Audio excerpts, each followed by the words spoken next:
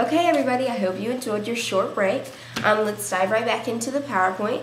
We're going to continue by discussing style tribes. So we were talking a little bit about Beatlemania, and their mod style was really popular. And mods were actually a style tribe. They began in England and came to the United States via Beatlemania. They were all about love, self-expression, poetry, and getting stoned. Mary Quant was the poster girl for the tribe, and she made famous the miniskirt, which we'll touch more on in a few minutes. And the mods were also famous for bright, bold patterns and the Peacock Revolution, which was where men dressed very extravagantly with lots of color, lots of detail. Okay. The hippies were another major style tribe, and they were famous for Woodstock in '69 and the Be-In in '67. They were all up for self-expression, free love, music, poetry, and again, getting stoned. They wanted to revolutionize social norms in the United States and around the world. They were famous for their long hair, long skirts, thrift store clothes, love beads, headbands, and the hippie gypsy look. So I have a picture here of two hippie guys kind of lounging at Woodstock in 1969. You can see their headbands, their kind of ripped up, torn up clothes. That's what they were really famous for. Okay, let's continue right on here. Okay, we're going to take a closer look now at the significant designers of the decade, starting with Mary Quant, who we were just talking about in reference to the mods. Mary Quant invented the miniskirt as a response to the youthful revolt against tradition and the feminist movement. Here, Mary Quant is pictured in the black mini dress with the white tie. She was famous for the miniskirt, the mini dress, colorful plastic shoes, colored socks, her 5-point haircut, and she made London a center of fashion. So she was really important to the decade. We're going to touch on Yves Saint Laurent and Chanel.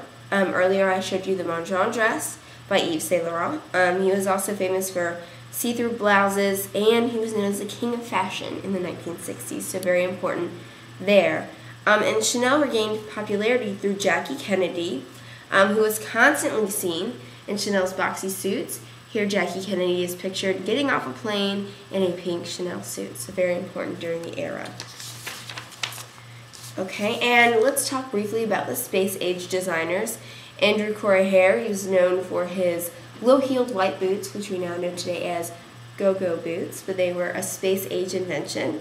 And his hardline mini dresses and his industrial zippers, which, if you notice, we've seen a comeback in industrial zippers this past couple of seasons, especially exposed zippers on the backs of shirts and dresses.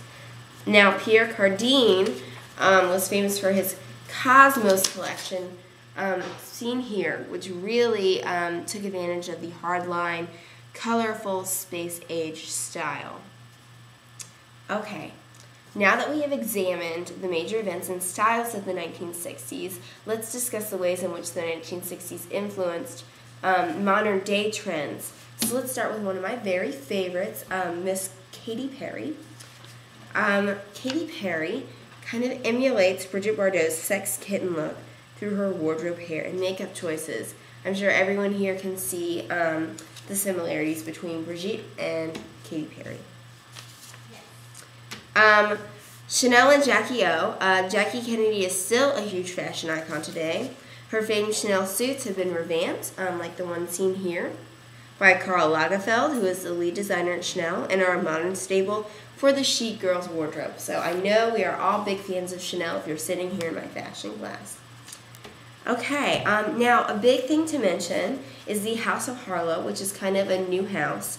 Starlet designer Nicole Richie has based her entire line of clothing and accessories for the House of Harlow on vintage designs from the 1960s.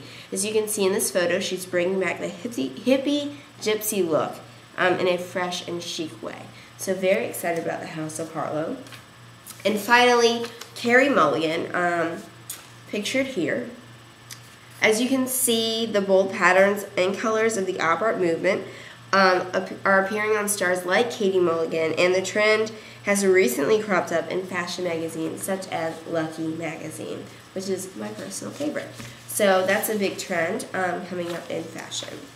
Now let's finish the lesson with a very short activity.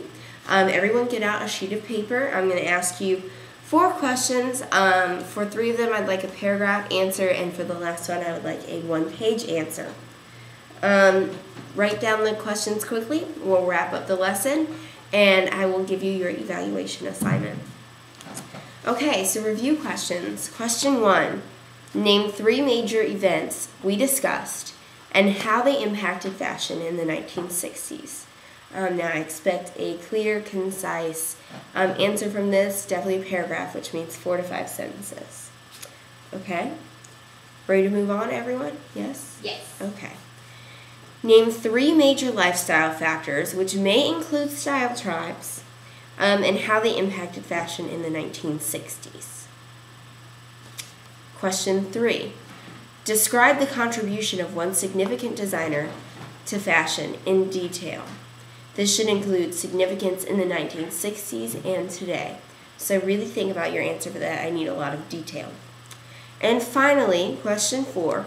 Write a short 1-page summary of how all the events, lifestyle factors, style tribes, and designer of the 1960s have impacted fashion today. You need to be very detailed, thorough, and specific so that I can really check your knowledge on this. This is due at the end of class. I'm going to give you more time to work on it, but let's go ahead and wrap the lesson up. Before we do conclude, I'd like to remind you all of our objective that I described at the beginning of the day. Given information regarding historical events of the 1960s, the student will analyze information from the presentation to draw conclusions about how pivotal events influence the modern-day fashion industry. Do we all think we've learned that objective today? Yes. Great. Okay. In conclusion, the 1960s was truly a revolution in the ways people thought, acted, and dressed. I hope that you have all made the connection between the significant events that occurred in the 1960s and the way we think and act today. I also hope that you all view the current trends in a new light now that you have learned a little bit more about the historical perspective of the 1960s. Next class, we will be discussing the events of the 1970s. Before you start back on those review questions, I want to let you know you are being evaluated on this lesson. Because the 1960s were such an influential time in fashion, each of you is to complete a 1960s mood board by next Tuesday. Do not forget to review the tips on making mood boards that I gave you in our skills session last Wednesday. Is everyone clear on that? Yes. And the bibliography for this lesson can be viewed online on the PowerPoint. And everybody, feel free to ask me questions as you complete those review questions and that summary. Thank you and have a wonderful day.